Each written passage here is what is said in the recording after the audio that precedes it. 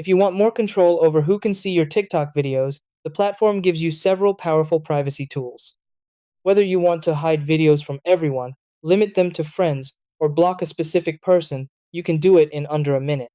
TikTok's strongest privacy option is switching your account to private, which means only people you approve as followers can see your videos.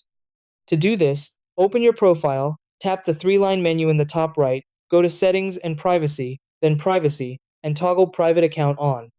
If you only want to hide a specific video, open that video's privacy settings and set visibility to Only Me, which completely hides it from everyone. To hide a video from just one person without blocking them, use the Friends Only workaround. Set the video to Friends, then unfollow the person you want to hide it from. Since they're no longer a friend, they won't see the video.